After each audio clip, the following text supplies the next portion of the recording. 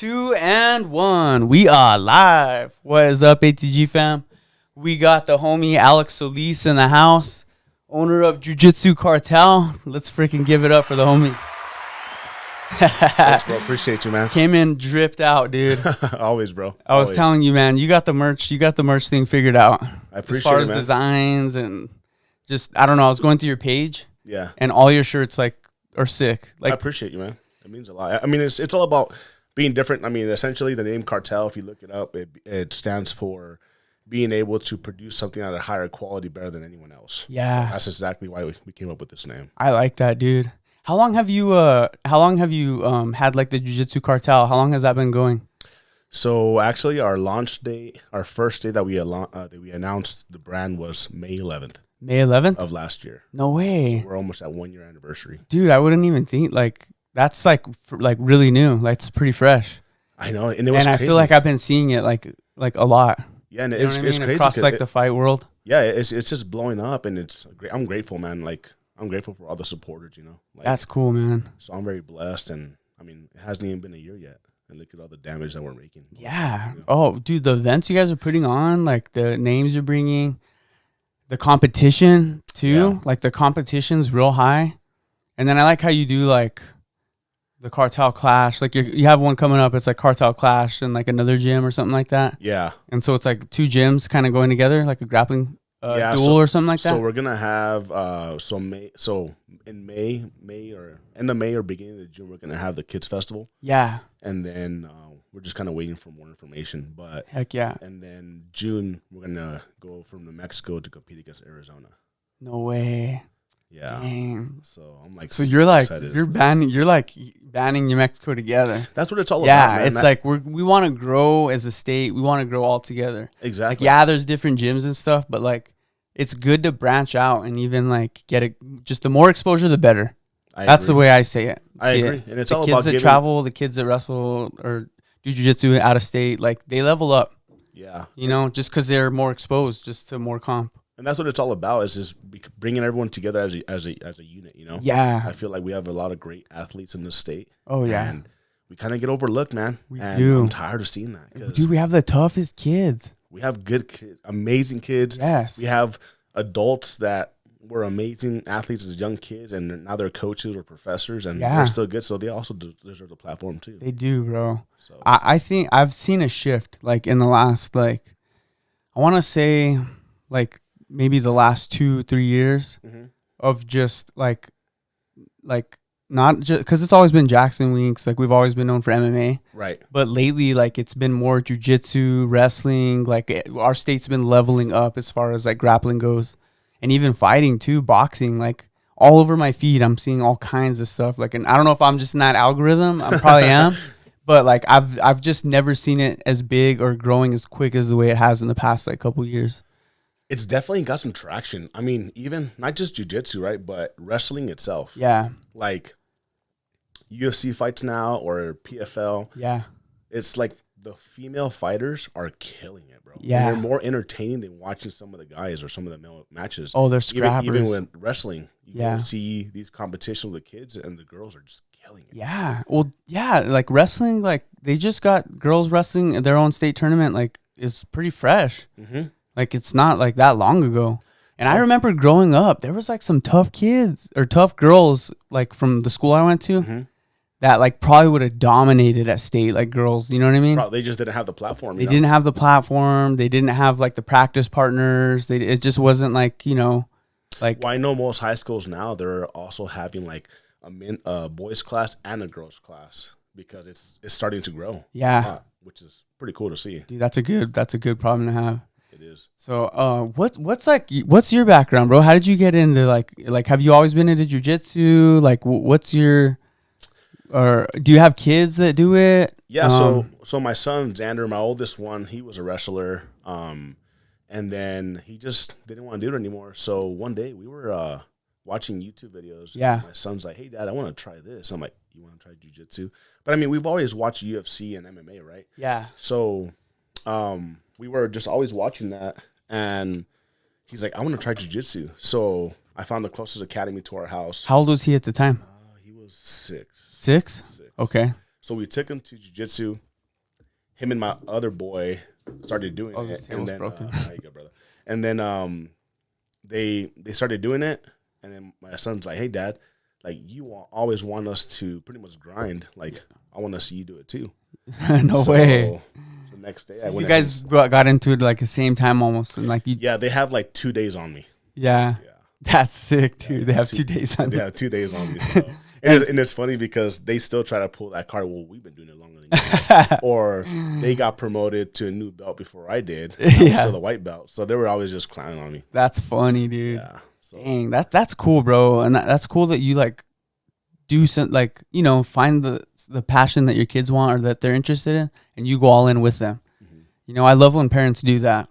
I have to be able to relate, man. Like, I want to be, you know, like, and it's about like, which is great because we competed in Utah, me and my 3 boys, for the first time together. So it was like such a blessing for me to be on the match with my boys. They did good, I did good. They're so like in your corner. You guys are like, all right, I'm up. And then my tournament last May, I lost my last 2 matches.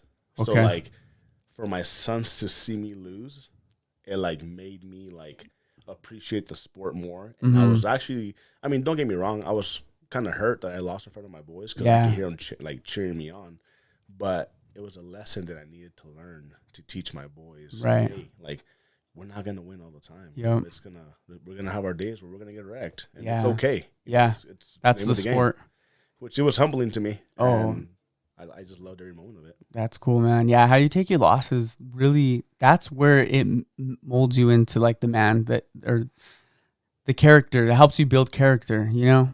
Like the losses, how you take the losses, you know, because everyone's going to lose eventually, and how you handle that loss is like, I don't know.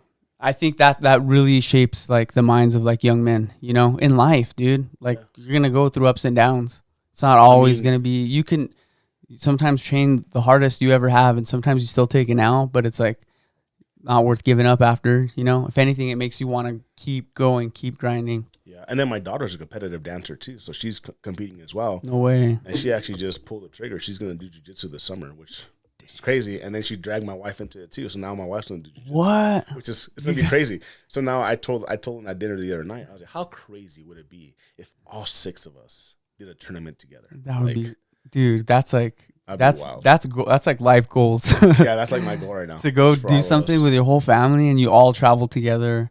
No one's really bored. Everyone's got a piece of the pie. Like they're all in it. We're all going to be happy or sad, you know. So yeah. So I'm excited, man. It's going to be a great summer. That's cool, man. And we were talking a little bit about the merch, and I want to talk about your upcoming events and stuff too.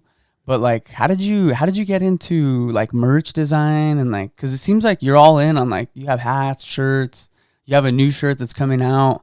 Yeah. Like, is that one of your passions too? Like, honestly, man, I just kind of get ideas and I just want to make stuff, because I'm one of those guys that I hate having what everyone else has. Yeah. And I just want to be able to, like when I first started jiu-jitsu, like. Bring the mic just a tad closer. Right there. Yeah. Is that good? So whenever I started doing jiu-jitsu, like there was so many times where like it was the same uniform all the time. Yeah. And I'm like, I feel like I'm a very like different person, so I don't want to have the same thing as others. Yeah. So I always make custom gear, like not just for me, but for other people as well. Yeah. And I just come up with ideas and sketch them on my iPad. And that's good, man. Oh, you do like sketches on your iPad and stuff, like ideas. And and it's funny because I was going to go to school for graphic design, but one day my wife bought me my tablet. I went on TikTok, and TikTok University taught me a bunch of things. So that's sick, dude. Dude, you could learn so much on just from watching like a freaking 1 minute clip. All of a sudden, you like learn all kinds of shortcuts, and just imagine where we would be like if we would have had TikTok like 15 years ago or 10 years ago. Yeah, especially for the creative minds, you know. Oh, I agree. Because everyone has different takes. Everyone has different, and you could pull a little bit from this, you know, and then make it your own. I like that because you want to like build your own identity. Like you want to be creative. You want to put yourself out there, stand out, be against the grain, you know? And like those are the brands that people remember. I agree. You know, you want to stand out in some way. Like, oh, dude, those guys are sick. Like, do you see all those Jiu Jitsu Cartel? Yeah. Their gear, they look gangster, you know? Yeah, and like I said, I make stuff different, like custom stuff for people all the time. Like You know, like whatever gyms. I put out, that's my design, right? Yeah, But I'm always open for people to like, hey man, can you do this for me? Can you do this? Yeah, I'll create some sketches, send them to you, see if you like them or not. And that's cool. so it's Hey, all you about, guys hear that? yeah. So let me know if Reach you out to guys, my boy. yeah, whatever you guys want, I'll hook you guys up. Shoot, I might even reach out for like some podcast stuff. Yeah, let me know, bro. Because I always have ideas too, but I'm just like I have the ideas, but I don't have the tools really. You know what's crazy is with Jiu Jitsu Cartel, the way it started is I came up with the idea, and my wife supported me. But people are always like, "Oh, you need a lot of money to start a clothing brand. You need a lot of money to start this and start that, right?" I gave myself a loan from my personal bank account. Yeah. $500. Right. Started off with that. 500. That's all I did, and you know the brand has already built. I mean, I paid my account back. Yeah. What I lend it, and then now it's just going by itself, man. I like that, man. Which is, and that's why I tell people all the time, like, you don't need a lot of money to start something. Yeah. You don't, you just have an idea. Yeah. You need to have the passion for it. Dude, and everyone's got like free marketing tools with the Instagram, TikTok, all like you can be your own marketing agent. Yeah, and there's a lot of resources, you know. There's so many resources that people don't utilize. And yeah. It's crazy. Dude, I'm so thankful for that collaboration option on Instagram because it just gets you so much more exposure. I agree. Like, I mean, with my guests, like if we do a collaboration, all your followers get to see my stuff and vice versa, and it just literally helps the community grow at the same time. And you know what? That's what I'm all about too. Is I want to build everyone. Like there was this guy from Inner Strength, jiu-jitsu page, and him and we've been talking for a couple of months now, and he said something that to this day I truly believe in. He said, "When the tide rises, all ships rise." So I'm a very big believer in that. Yeah. And shout out to him for ingraining that in my head, because I think about it all the time. Like, yes, Jiu Jitsu Cartel is my brand. Yeah. But how great would it be if all the brands from this state that do jiu-jitsu, we just came together to do an event together. Yeah. Or to sponsor certain kids. Yeah. And it has all of our brands on it. Like, why not? Like, not make it so clicky. Yeah. Like, there's enough room in this world for all of us to rise, you know? I think that's part of what's hindered, like, the growth in New Mexico, is everyone gets their own little clique, and they're like, they protect it so much. I agree. And they don't want to branch out, or they don't want to see another one do better. It's like, no, it's just us. But like we all grow as a community better, you know?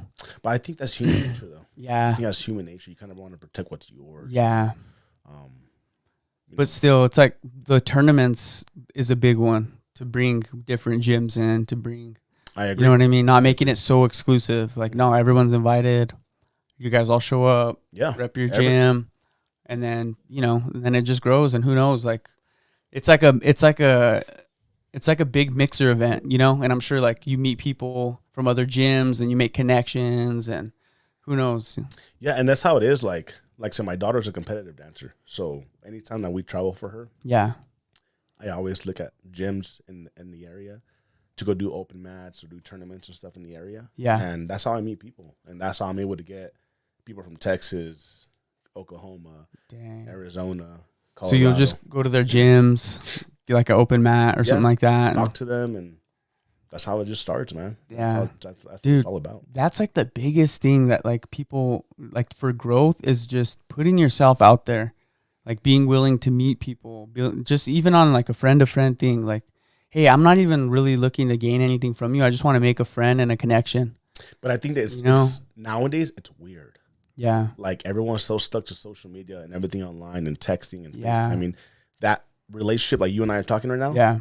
That connection doesn't really exist anymore. Yeah. That's true. And that's one thing that we're losing as the older we get. Like, yeah. You know. That's why I made this like my passion project, because I don't want that to die. I don't want that muscle to go away. Yeah. Of just being able to talk for an hour, put the phones down, and I don't know, just make true connections, you know? That's what like, it's all about. After you talk with someone for an hour, dude, like you become homies. Like it doesn't matter if you guys only have one thing in common. Like it's crazy. Like some of my guests, like, you know, I just met you. Like I'll have like a better connection with you than like some of my cousins or something, you know, just from like hanging out with you, getting to bounce ideas. I just like think that's such a lost skill. And I feel like, you know, I mean, back in the day, we didn't have phones like that. So like, you had to talk to people. Yeah. Yeah. You had to. I remember being like, because I'm Hispanic. My parents were from Mexico, so like we partied all the time when I was little, right? Yeah. I'd be that kid that would fall asleep on the chair for hours while they're dancing and drinking. Yeah. So my dad would make me say hi to everyone and bye to everyone. Yeah.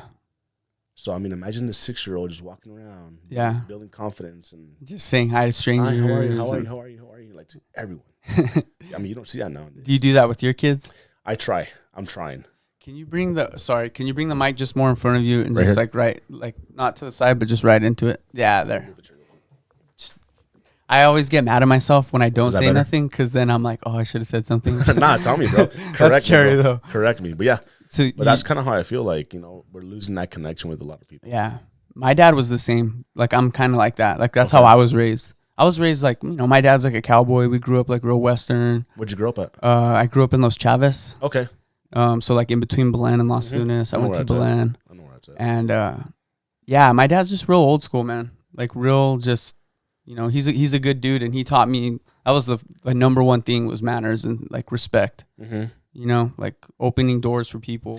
I kind of looking them in their eye. I kind of feel too like the handshake has kind of gone away too. Like, oh yeah, everyone does knuckles now. Ever since COVID. Yeah. And I mean, I'm at fault with that too. But I catch myself sometimes, Yeah. but not even thinking about it, huh? Just comes second nature. Yeah, but I don't know. It's cool too. Like I love because we met at the Hydro Bar. Yeah. And Tim introduced us. Shout out to Tim. Love Tim. We had him on the podcast. Good dude. Their whole family's legit. But I love meeting people in person and establishing connection. That's why I wanted to have you on right away because I'm like, we just met. Like it's fresh. Like let's just do it. Like the guests choose themselves. Yeah. Most of the time. I agree. 100%. Like sometimes I don't even have an idea who my next guest is going to be. And then they just, pop up. Like I don't have like a list like, hey, this month I'm doing this. Yeah. That's kind of sometimes probably the best way to go, honestly. Yeah. Cause it keeps me interested, like I'm interested in what you do and your brand. Like we just met, like I want to get to know you more in your background. And I don't know, part of it's probably laziness too. I don't like scheduling out too much. Well, things happen with scheduling too. It's kind of hard, especially when you do this as the passion and you have a job and a life out of this. Yeah, it's hard. Exactly. Yeah, people think I do this full time, like as a career, and I'm like, no, I got a job. But who knows? One day if it takes off, maybe I might not have to have a job. Who knows? Might be the next Joe Rogan, bro. Who knows, bro? That'd be wild. I mean, I never say never, bro. Like one thing I've learned in life is like looking back in my past, like some of the things that just worked out perfectly aligned, like for things to happen in my life, like, dude, like God will just like light the path for you. He'll open the doors and it'll be open for sure. So I'm like never closed off to any ideas or any ventures or just whatever. That's kind of how I am too. I kind of like, I'm not saying wing it. Yeah. But like be open. Yeah. Like just full send, be open to trying new things, even if haven't done it or not experienced or like, cause you were even talking about maybe like starting your own podcast. Yeah. So I want to call it Cartel Talk. So we had a small one, but I didn't really feel like I had a lot of movement. Yeah. It's probably like my mistake for not marketing correctly and not really, I kind of just like jumped into it. Yeah. But I'm already taking like some guests, like some names that I'm going to put on there. It's going to be Cartel Talk and I'm going to have like random people on there, like people that are, hard workers, man. Yeah. People that are trying to make a difference. It doesn't matter. They don't have to be athletes. They don't have to be business owners, but just someone that has that mentality. That's cool, man. That's the same approach I have with mine. Yeah. Like when I first started, I really just like started with my inner circle and then I branched out. Like I had all my friends, family, like, like just the people that I like the most. Cause some people, they'll start a podcast and they'll right away go for like a Holly Holm or they want to get the biggest guest and the most views. And it's like, nah, like you want people to see your community and who you are, establish that. And then kind of branch off from there, And that's the thing that I think a lot of people try to chase, like the huge following. Yeah. And sometimes, like as a podcaster, right? Yeah. As an influencer, you want to start building someone that has that potential. And if we don't give these people the platform, exactly, we'll never get there. Yeah. Get someone who's never done a podcast, who has the best story. Like that's your own. Like you guys made that. Mm-hmm. I agree. And it'll be a conversation that who knows. Imagine this person 10 years from now, they're like extremely successful. Yeah. They're gonna remember you like, hey, I remember I was on this podcast. Yeah. How I started. Netflix documentary, pull a clip from their first podcast saying they're gonna be UFC champion. Like, Never know. everyone has potential. Because there's a lot of young fighters that I've had on that are like really young, and I like have full belief that they're gonna do something big. You can just feel it. You can feel it. You could feel it, and I think it takes just a certain eye to just recognize talent and not just look at views. I think like that's so narrow-minded as just to look at followers and views, but to just see how they carry themselves, just to see how they talk, what they're doing. Like there's so many more attributes that people have to them other than a big following. Because like a lot of people, sometimes I see like YouTube channels or like even like Instagram pages and they have like 15,000 followers, and I watch it and I'm like, how do they have like I'm like watching their content, I'm just like I don't get it. But that's like I don't know. I kind of I try not to think about that too much, because people get so consumed by it to where they're not even really doing it. They're not making it their own. Yeah, I mean, kind of how like you and I were just talking about Sean Evans with the hot wings. Yeah, like does he actually enjoy eating wings now? You know what I mean? Like I don't know. I like how you don't want to put yourself in a box too. And I know like this is just my own, what I like, take whatever from me. But like, and I've just from what I've seen too, like people will we're going to do a gym podcast. Yeah. And then it's like, okay, we did 15 episodes. We've talked about like every freaking type of rep you could do. I kind of want to talk about aliens this episode, but we're a gym podcast, So like that, I think that's cool that you're like wanting to just kind of have anyone on. Yeah, and like I said, everyone deserves a platform. Yeah. Sometimes we need that person with that one idea. You never know. Like, you just never know. Like, even if the podcast doesn't get large, but you build that community, you build that relationship with somebody. Yeah. That's what it's all about at the end of the day. Yeah. Honestly. Dude, it's so cool. Like, because I've been doing this long enough now. Like, I started in 2019. Oh, wow. Okay. So, we're on episode, 109? And, it's so cool to look back at guests I've had like a year ago, 2 years ago. What about yourself though? Have you noticed a different like from your first episode to like this last episode? Like just growth, on how you like your verbiage and how you talked and said. Oh, dude. Like if you go to my first episodes, I was like, one of the things too that I changed that I think helped the podcast a lot is I used to drink. So I would drink with my guests before we get a buzz, and then like I would like watch the podcast after, and I'm like, dude, I was talking over him the whole time. I look like a freaking idiot.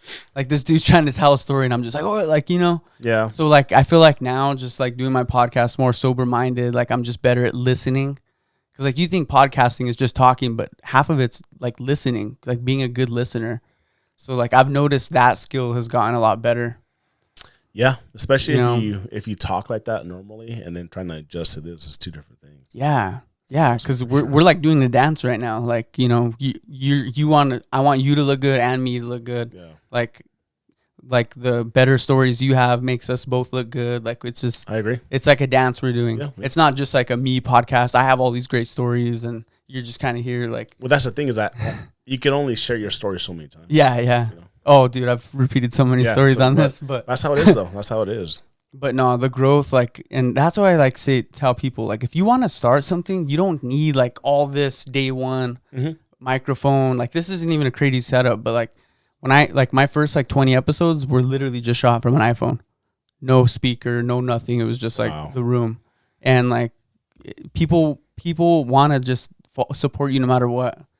And then they see the growth, and then they see, oh, he's got mics now. Like Josh is leveling up, Yeah. So like it's cool to go back and see the growth instead of just being picture perfect. Did you have when you first started?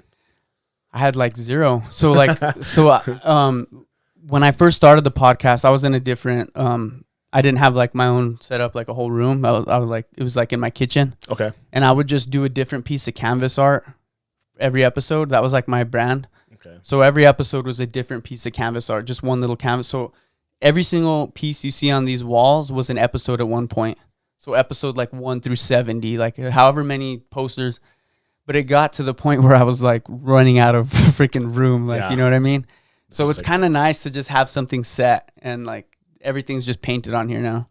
Looks good though. But I want to change it up though, because like we were just looking at some of them, like the naked crackhead and the bumblebee. Like I want to like swap them out. That'd be cool. Just to change it up, like do season change and stuff. Yeah, but it's cool to just make it my own. Like that's one. Like I know it's good. Like it's fun collaborating, but sometimes it's nice to just have full ownership of something. and No, I have agree. full creative control. Well, this is your world. That's the way you gotta look at it. Yeah. Like this is your world, man. So this is cool though. Yeah, man. Very cool. So you think you might get that, start doing the podcast here this year? Yes. So I'm thinking of starting I already have my first guest, I believe, for April 4th. Nice, dude. So I'm gonna do it in my garage. I'm gonna have a sectional. I'm gonna have mics, of course. Yeah. I'm gonna have like a curtain in the background, Yeah. separating the garage and everything. That's cool. Yeah. So. Dude, that'll be fun, man. I can't wait till you drop your first episode. I'll definitely. Yeah, You know. I'll definitely love to have you on there too. Oh yeah, I dude. will learn more about you. Yeah. So you said you grew up. Did you say your parents were from Mexico, or you grew up in Mexico? So my mom, like, and what dad, was your childhood like? So my mom and dad are, they're from Mexico. They're from Mexico. Born and raised there. What part? My dad's from Durango and my mom's from Chihuahua. Oh, cool. One of my best friends, his family's from Durango. Oh yeah, Yeah. It's beautiful, bro. I mean, I haven't gone since like 2003, but I mean, it's beautiful. I was born and raised in Compton, California. Okay. Heck So that yeah. was where I was raised. I moved out here in 2005, which was like my sophomore, junior year. Yeah. So it was definitely a huge change for me because we were actually originally going to move to Colorado, and we ended up stopping here. Yeah. And my dad found a house here. No way. So like you don't really have like that much family connections here. You guys just your own family moved here and Yep, started. that's it. That's crazy. That's it. Dang. Which is wild. And so does the rest of your family still live in Mexico? Like some of your relatives and stuff? Yes, I have a lot of people in Mexico still. A lot of people in California. Oh, nice. That's cool. You still go back there sometimes? Or not as much? We do like to go back, but when we go back to our vacations, we don't go see our family, to be honest with you. Yeah. We kind of just, I invest that because my wife and I were so busy. Our kids are always competing. Yeah. So whenever we travel, like, it's just for us, you know, like we try to like turn the phones off. Normally we like to go on a cruise because cool. you have like no connection to the world. Like, Yeah. you're on the boat and it's just us, you know, which is cool. I haven't been on a cruise, but I've heard they're pretty chill. It's pretty cool. And they're not that expensive either. Yeah. Yeah, they're not that expensive. And we go through this company with the more cruises that we do, the more credits they give us, which is, What? yeah. Dang. That's cool, bro. I think that's so cool that you're like fully invested in your family. I have You to, know? man. I have to be. Because that's so big, man. It's something that's another thing that's kind of getting lost, you know? It's just that family unit. Yeah, and, you know, I definitely don't want to lose that, you know. Yeah. I don't want to lose that, and I just want to be the best dad that I can, you know. Like, people always think about, like, oh, I'm gonna leave a legacy behind. Mm-hmm. But people's legacy is a lot different, right? Like, people want to leave money. People want to leave houses, businesses, and stuff like that. All I want to leave is just memories. Yeah. Those memories will last forever, you know. That's true. And I want my kids to have that of me and be like, remember when dad used to say this? Or remember how dad acted funny or whatever it is. Yeah. Or remember in the summers we used to go here and here and here? Like, Yeah. just things like that. Just things that you could pass down, you know? Like just now, I mean, when I get old and I pass away and my kids are gonna be like, remember when dad used to have this thing called Cartel Clash? Or Yeah. like that's just, or I hope that they continue making it go, you know? Yeah. So. Oh, that's all you can hope for is that your kids just, you know, grow up right and they get everything they need from you, but also like pass you, you know? I agree. Like that's a good legacy. It's like leaving behind like good, respectful kids that are doing good for themselves, can take care of themselves. Like that's all you and could it's hope weird for. because I can already see the shift in my kids. Really? Like my kids are very helpful. They're very good kids. They're crazy. Don't get me wrong, but people are always like, they're so well behaved. And like my son had a parent-teacher conference like last week. And Yeah. the teacher's like, if we had mayors of this school, your son would be the mayor because he takes care of people. That's sick. He's a greeter. He likes to make sure everyone's okay, everyone's having a good time, everyone's safe. Like that's just who what's he is. up. And my daughter's the same way. Like all my boys are the same way too. But you can start seeing that they're like very kind. Mm-hmm. You know, like very Respect. kind. And even when they see homeless people, they want to give them money, their Yeah. own money. That's which cool, is, man. you know, it's. Did you like how were you raised like compared to how you're raising your kids? Like were your parents So were your parents dad, good or were they hard on you? my dad was very hard on me, but he was absent Mm. because he worked a lot. Yeah. He had that, you know, the Mexican immigrant mentality, work. Right. You know, like my father never taught me really anything. Like I kind of learned everything by myself. Like learn numbers. I learned how to talk to girls and how to Yeah. do everything by myself. No one taught me. You know, my dad was very hard on me, very strict. I would get spanked a lot. I mean, I was a bad boy. So Yeah. I probably deserved it, honestly. but yeah, I mean, my dad was absent. He was a provider for sure. Yeah. My mom was always working too, and you know, she would try to do her best, but Yeah. that's pretty much. I moved out when I was 15 out of my house. Dang, that's young. And I just had to figure it out, man. Dang. So whenever you came here, you pretty much like started moved out on your own. Yeah. What was that like, man? It was hard, man. It was hard because, like, at the time, I was around the wrong crowd, you know? Yeah. And I made a lot of bad decisions. I actually went to jail when I was young. Whenever you were like a teen? When I was a teen, I went to jail. And it was hard, man. It was very tough and made a lot of bad decisions. And, you know, like, I'm very happy that I've turned a 180, you know? Yeah. To be honest with you, the person that changed my life a lot is my wife. Really? Yeah, she's the one that... She's my compass. So I always say that she's literally my compass, and she's the one that guides me and steers me if I'm going off the degree that we're supposed to go. Dude, that's so important. That's so good to have someone in your corner that has your best interest, that wants to see you live up to your full potential. Yeah. You know? Yeah. No, I agree, man. And it's hard, and then I think you have to surround yourself around people like that too. Though. Yeah. Not just like your family, but you need friends at that too. You know? Oh yeah. You need friends at that too. Oh yeah. Whoever you hang out with, you're gonna adapt some of the things that they do without even thinking about it, good or bad. I agree. And, you know, like it's easier to pull someone off a ladder than for someone to pull someone up a ladder. You know, it's easy. It's like easy. 10 times out of 10, they're gonna yank you down. You know what? But that's the thing, that it kind of gets lonely at the top sometimes. You know. Yeah. Like, that's why I'm not saying I'm at the top, because I'm not. But I'm saying that mentality, a lot of people want to be like, oh, I want to have all the money. I want to have all the cars. I want to have this. I want to have that. Yeah. But that's kind of sad when you're out there by yourself and your friends are struggling, you know? Like, Yeah. Why can't we just motivate each other and help each other build each other up? Yeah. Get a community that you want to all grow together, even if it's like totally different ventures. Yeah. Do you feel like you have a good friend group now? I do. I have, like, I know a lot of people, but I have a very small circle of friends that I have. Like, I think I can honestly say I might, including males and females, I would say maybe like 6 friends. Like solid friends. Friends. That's that if I were to call them at 3 o'clock in the morning, like, hey man, I have a flat tire, they'll probably come help me out. I mean, obviously I know I changed my own tire, but yeah. yeah. But just, that's good. I feel like that's healthy, you know, to have like, you know, like 6 or 7 solid friends. Well, even than to just have a ton of acquaintances. Yeah, and it's all about holding each other accountable. Yeah. You know, like my friend Jesse Rodriguez, he's one of my really, really good friends, and him and I hold each other accountable all the time. You know, that's like, good, man. Hey, you going to church tomorrow? Yeah, all right. Nice. And if you get there late, we just roast each other. You know. Like, yeah. But that's crazy how we met at so we literally met like a week ago. It was like last weekend or last week at Hydro Bar. Yeah. Tim introduced us, and then like 2 days later, I run into a church. I was like, what? I was like, I just met this homie. Crazy. I want to go say what's up. It's funny because I told my wife, I was like, it was meant for us to meet. Yeah. Just how everything played out. Yeah. Yeah. I'm glad I went. Sometimes I like get nervous about approaching someone because I'm like, wait, is that the right person? Like, because sometimes I've went fully confident, like, hey, what's up? And they're like, who are you? I don't know you. Like, wrong person, man. Yeah. And it's always when I'm the most confident. Yeah. Or I'll say someone's name and it's like the opposite, like totally different. Like, but I'm glad it was meant to be. And yeah, church has been good, man. Church has helped me out a lot. Like as far as like you said, like having a good compass, like leading you, just guidance in life. You know, I look forward to it every Sunday, man.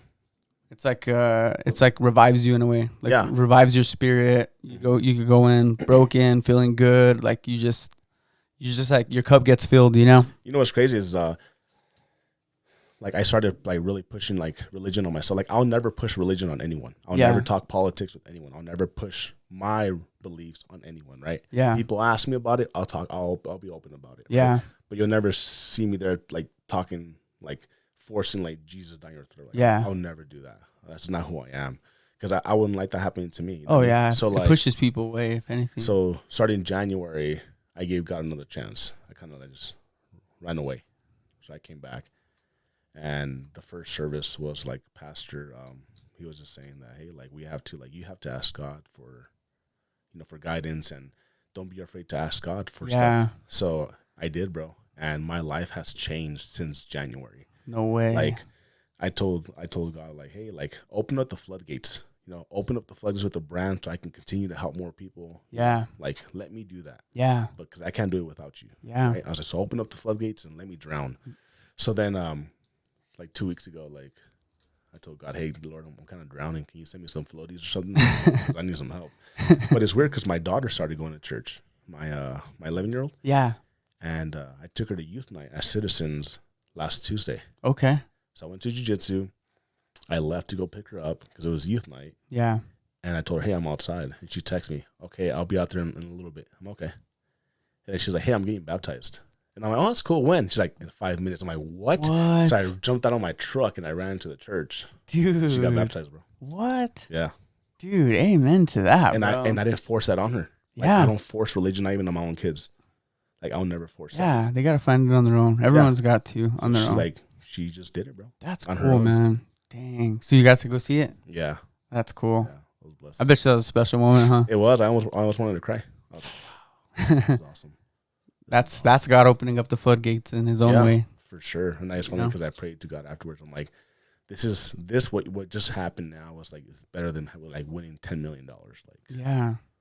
Oh yeah, dude. Yeah. Big time. Like, I don't know. I'm not a parent, but I can't imagine like just the worries you have as like being a father, like wanting the best for your kids, especially wanting them to go down the right path, like you can only be there so much and they got to go on their own in a way. Well, even like my son, I'm a military veteran, but like I never force militaries on my kids. Yeah. Like, hey, you're going to be military. Like, like I entertain the idea of bringing it up, but I'm not going to force it down their throat, Yeah. I'm not like that. I'm just not going to be that person. And, yeah, I mean, they already kind of have their own plan, what they want to do. So that's cool. It's just bro. my job, just kind of continue to guide them. Dang. You think jiu-jitsu's helped them out a lot too? Like just from just being able to deal with difficult things, like showing up to practice every day, just like the mental toughness of that? I think so. I've seen my wife and I have seen a huge change in them, like positive change. Yeah. And competitive side, like even after jiu-jitsu class, they'll go home and box each other. No way. You guys are crazy. So I have to go and like, all right, this is enough, no more. Heck yeah, that's a free pay-per-view. Yeah, it's crazy, man. It's cool, but it's definitely changed them like a lot. That's good, man. Which is, that's one thing I didn't get into, but I respect the heck out of is jiu-jitsu. Like it wasn't really like around as much. There wasn't that many gyms growing up. It was just all wrestling for me. Mm-hmm. And then obviously UFC came in, was like always a part of the picture too. Just fight. Like I feel like being a wrestler or grappler, that's the sport you kind of gravitate towards watching. Mm-hmm. And yeah, I mean jiu-jitsu I think has started blowing up since like 2004, 2005. Yeah. Like started like making movement. Yeah. Say. Oh yeah. It's become like you need to be almost a jiu-jitsu black belt to like be competitive level UFC or MMA. Yeah, you got to be up there, man. You got to be up there for sure. I mean, because it's definitely hard. It's it's very humbling. Like I get wrecked all the time. Yeah. I remember when I left my last gym and I started my new gym. I showed up for the first day grand opening, and the professor, his name's Professor Ox. He's like, "You're gonna go against her." I'm like, I looked at her. I'm like, she's 14 and she's maybe like 120. I got wrecked, bro. She caught me in a triangle and I was like, what was that? Yeah, I was all I almost went to bed. That's the thing that's cool about like jiu-jitsu and grappling is like you don't really need size. Like you think like the bigger, the stronger wins every fight, and it's like the complete opposite. Oh yeah. Like I mean, I've gone to if you take a big dude's back and get their neck, like it doesn't matter how strong they are. I mean, I've been to a bunch of open matches and I got wrecked by girls. I'm like, this is crazy. Like I didn't see that coming, which is cool. Like I said, it's humbling, And, oh yeah. And in jiu-jitsu, we always say you win and you learn. There's no such thing as losing. Yeah. The only time you really lose is when you just quit. Yeah. You just walk away from the sport. Yep. Yeah. The losses are really what levels you up a lot of the times. Yeah. Because then you almost like hyper focus on your mistakes. Like you'll go watch it back and watch the tape and you're like, I need to fix that. I need to fix that. Yeah. And you work on that. Well, like my kids, right? When they lose, they come to me to the corner and they're like, they'll cry, and I'll let them. Hey, you have 30 seconds to cry. Yeah. Like, let it all out, whatever you want to do. And then I tell them, all right, so are we quitting and turning in our gis, or are we going back to the gym on Monday? Like, no, we'll go back Monday. I'm like, cool, there you go, good answer, Yeah. I remember one year my dad, because you know how you get these parents that are just like over the top. Yeah. And my dad, just like little backstory. So he was a state champ wrestler from Belen. He wrestled in the Marines. He was like just like a dog. Okay. And so he put me in as a young kid, and I did really good. Like my first year, like I just kind of had it in me. Like it was my sport. Like, and but you know how like you do really good one year, and then it's like that. The expectations are here. Yeah. And then the competition keeps growing, and my dad would get harder on me, and it got to the point where like I wasn't having fun. You started hating it. Yeah, I was just like, oh, there was just so much pressure. Would you say it was your dad that kind of killed your vibe from doing it? I don't want to say he killed my. Well, let me, because he's a really good coach. He was really good, but it was just maybe a little bit. He was just a little bit harder on me, like, because he just, how your parents know what you're capable of. Yeah. So he knew what I was capable of, and so he would, like, if he didn't see me, like, meeting like those needs, he would kind of be a little bit harder on me, which he was probably right. But I stopped having fun and I quit for a year. And I was like, I don't want to do this. And all my friends stayed doing it that year. And he's like, okay, like I'm, if you want to quit, like, he's a good dad. Like he's like, all right, like you can take off this year. And I saw all my friends showing up to school with like sick wrestling gear. You felt that year out? They got decked out with like Under Armour, and I was just like, dude, I freaking miss it. And so like my dad's a great dude. Like we kind of just had like a sit down together. Mm-hmm. I don't know what grade I was in, like 5th, 6th grade maybe. And he was just like, look, like I'm in your corner. I want to see you do the best that you can. I'm not going to ride you. I'm just going to be here to support you. Like you want to do extra practices and stuff, I'm here with you. We'll lock in. And dude, like everything changed after that. Like I love that conversation. Yeah, that approach. We just needed to have that conversation of like, I'm not here to like punish you or like make this not fun for you. Like I want you to have fun. And so when it switched to like having fun, I started like just killing it, dude. And then since then, like I never quit. I like wrestled all through high school. And I just feel like a lot of parents, they need to like kind of have that established, like. But it's hard to find that balance. That's the thing. That's the tricky part. Like I was lucky to find that like handshake in the middle to where it worked. Because some parents. But I feel also too that sometimes being the coach's kid is always a curse. Like I feel like you're a perfect example. Your dad pushed you a little bit harder because he saw more potential than you saw in yourself. Yeah. Right? Yeah. And that's what scares me with my boys is I don't want to be that guy. Yeah. That's why, if they like need a time off, like, hey, I don't want to go today. Okay, we won't go today. Or, hey, I want to go try a different sport. Let's go try a different sport. Yeah. Because I don't want them to hate it because of me. Yeah. You know what I mean? And then also too, like one thing that's so important is, and I know, because I coached junior wrestling for like 5 years, is every kid is different. Yes. Some kids do better when you ride them harder. Like some kids, like actually they can handle it. They get better. They don't, it doesn't like overstimulate them. And then some kids, it's just finding that sweet spot with every kid. That's why it's you know what I mean? It's like you got to know, like, that's one thing that helped me out a lot. Just is how to meet every single wrestler's needs, like as a coach. That's a tricky part because you don't want to just freaking grill everyone and then like 5 work out and then the rest fall off. Yeah, especially because everyone has a different learning curve. Yeah, because some of those kids, like it's in every sport. You're gonna have 2 or 3 years where you just get stomped. Yeah, you know what I mean. But if you just stick through it and get stomped those 3 years, I can't tell you how many junior wrestlers I coached that had like 3 or 4 years of getting stuck. They stuck with it to high school and became 2-time state champ. Well, look at Bo Nix. You know what I mean? Look at Bo Nix. Yeah. He was a New Mexico wrestler. Yeah. He was getting wrecked for a while. Yeah. And then look at him now. Yeah. Oh, yeah. Killed it at Penn State. He wrestled Paul Mascareñas, I think, like in the finals when he was like an 8th grader. Okay. But yeah, like he didn't win, but he stuck with it. Yeah. Yeah, he's good, man. Look at him now. Oh, yeah. I'm going to make sure we're good real quick. Hold on. You good, bro? Since I'm my own producer. You good? It all timed out. But yeah, man, and that's the thing, you know, and that's the fun part. That's what excites me about being a coach and just fighting, and is just finding like that. It's almost like you're like a therapist in a way, you know, like mental coach. Like every kid, you got to like read the room and okay, what do they need right now? I mean, that's kind of how it is for me with Clash, right? Like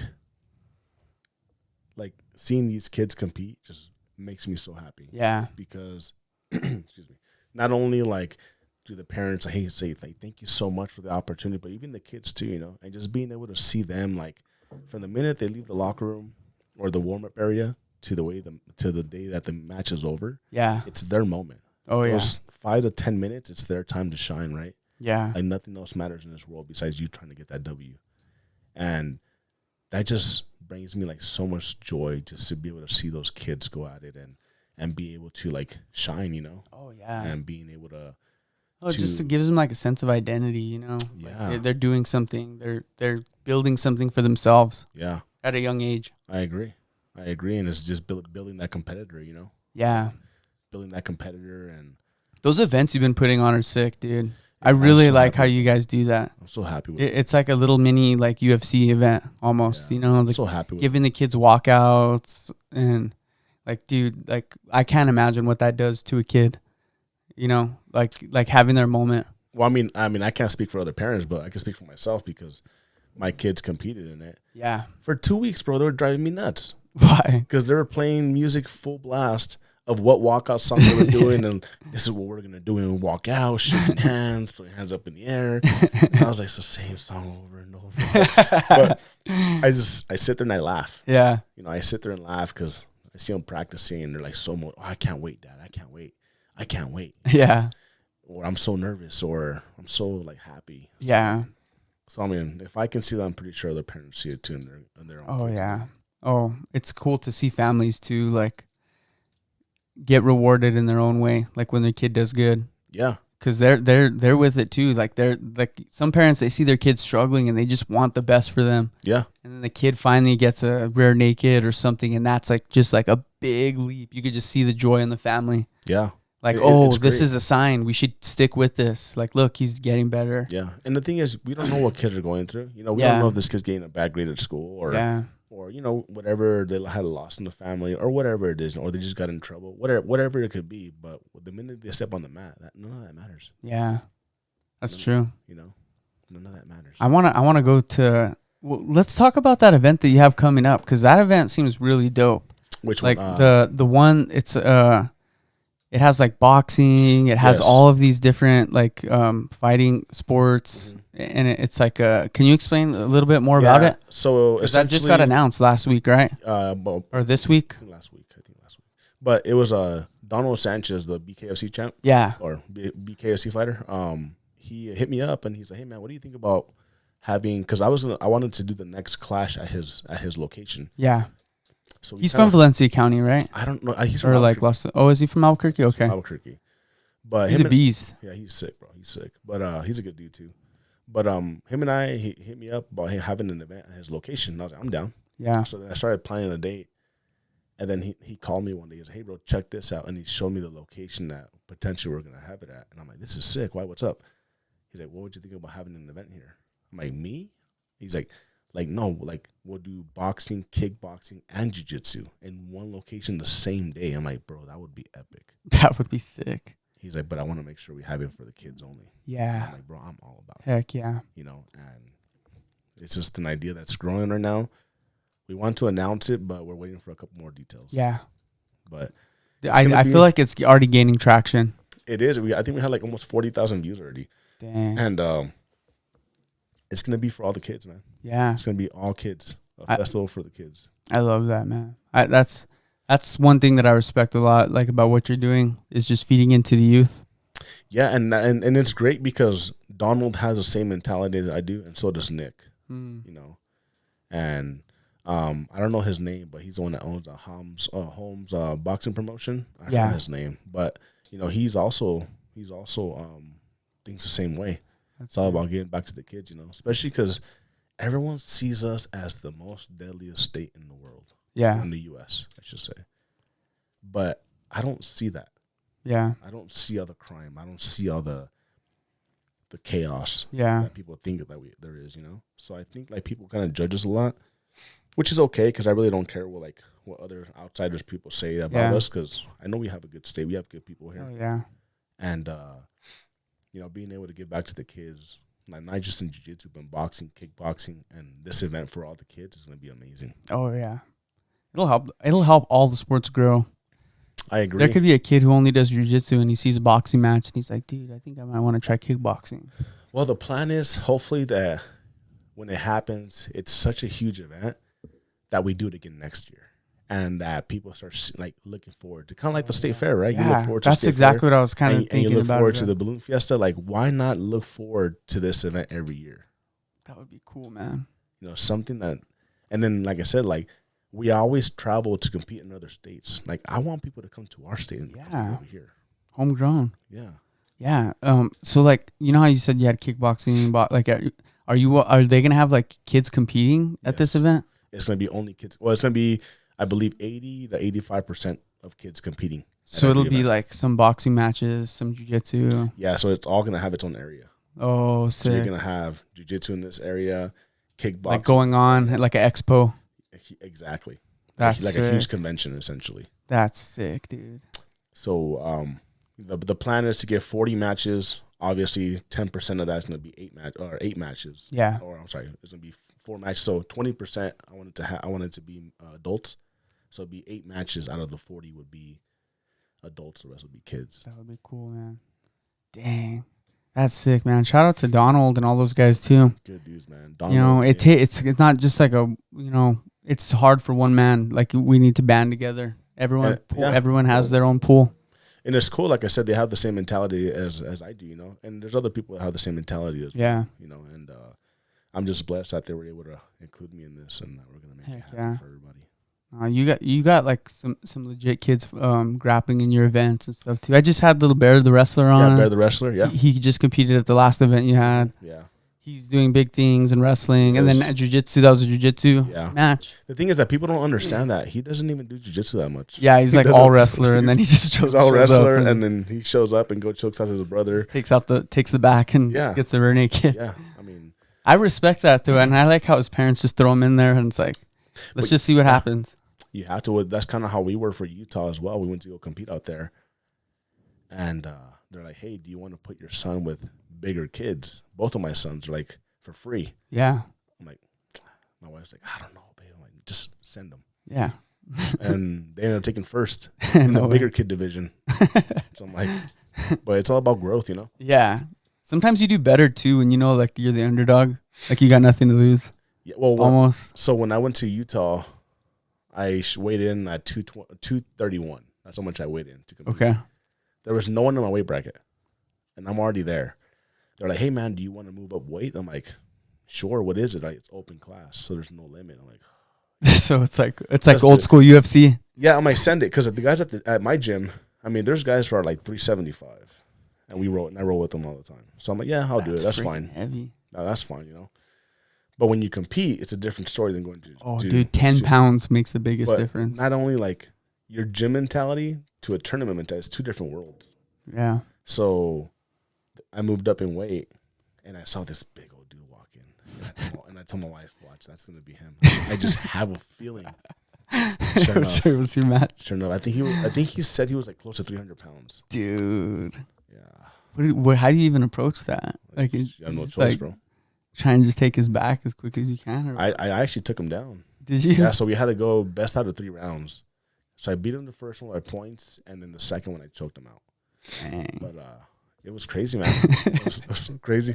I mean, it was funny because the next day my neck was so stiff that I was driving back from Utah like this, bro. Oh man, I couldn't turn. Were you nervous the first time competing in front of your kids? Yeah. Because like they like look up to you and you just want to be like superhero kind of.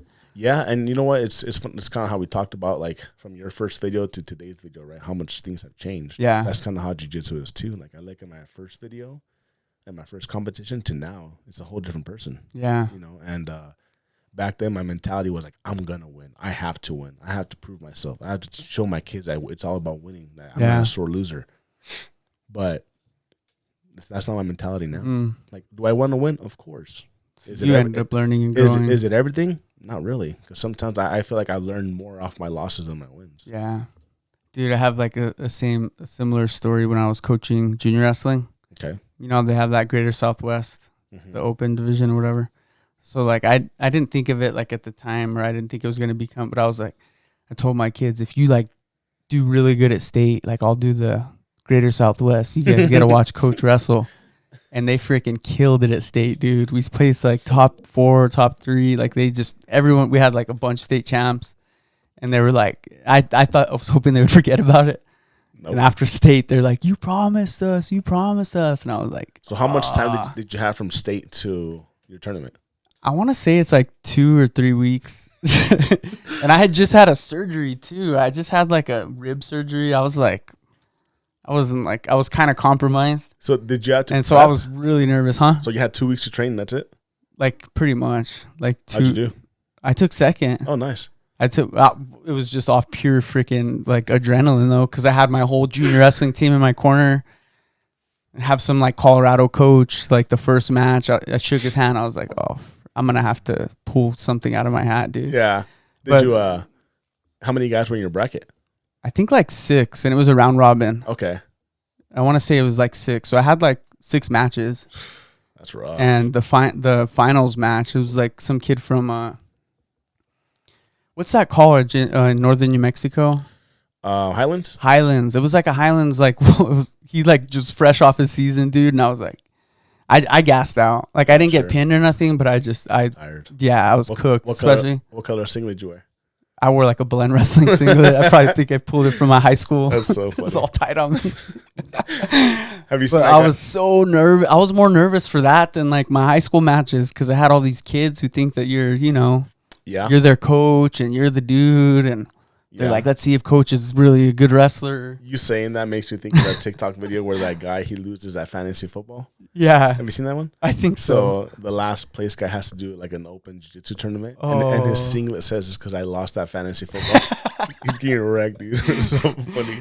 Dude, you know what's even funny too is like, because I always have these habits that I want kids to break in junior wrestling. Okay. One of them is the head and arm. Okay.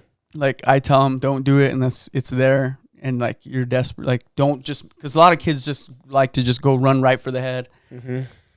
And my first match, I freaking threw a head and arm and stuck him, dude. I did like the one move I was like, hey, I was desperate. Like I had to do it. Yeah, that's funny though. It worked though. It worked, yeah. So they're like, see, it does work. And I'm like, okay, sometimes it does. Yeah, sometimes. That's funny though. But yeah, it's fun. It's funny. Like it's cool when you have like your kids motivating you, or just I think it's more stressful. Dude. It's stressful. It is definitely more stressful. It is. After I was glad I did it, but when I showed up that day, I was like, dude, what did I get myself but just like into? jiu-jitsu, right? Kids, we get there like at 7. Kids compete at like 9 o'clock in the morning. That's when we start. So my kids are competing from 9 to like 3 o'clock, and then it's the adults, bro. By that time it gets to me, I just want to go home. Yeah, yeah. Choke me out, bro. I want to go home. Like, I'm just tired. I'm tired. It's like, dude, I've those tournaments are so draining. Dude, yeah, I've been walking around all day. I've been screaming, yelling, stressed out. Yeah. And now it's my turn. Like, oh no, man. Like, You're like, it's already time for. I told my wife it's gonna be hard for me to continue to compete with the kids because it's hard. I just want to go home when it's time for me. Oh, dude, those tournaments, man. That's one thing. I'm sure jiu-jitsu tournaments are the same, just long. It's not as crazy as wrestling. Wrestling's like 8 a.m. to like 6 p.m. Bro, and that's every Sunday.